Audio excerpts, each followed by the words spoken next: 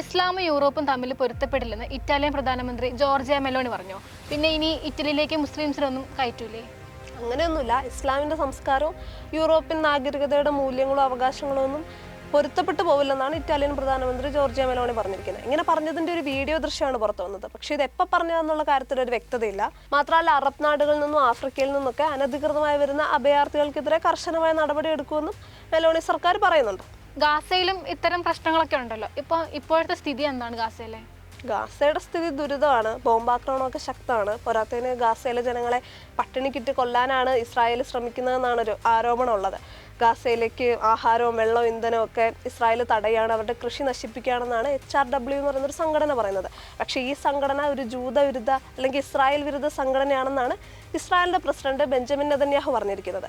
എന്തായാലും യുദ്ധം ഒന്ന് നിർത്തി ഗാസയിലേക്ക് കൂടുതൽ സഹായങ്ങൾ എത്തിക്കാനുള്ളൊരു ശ്രമം ഖത്തർ നടത്തുന്നുണ്ട്. കഴിഞ്ഞ മാസം വെടിനിർത്തൽ ഖത്തറിൻ്റെ മധ്യസ്ഥതയിലായിരുന്നല്ലോ നടന്നത്.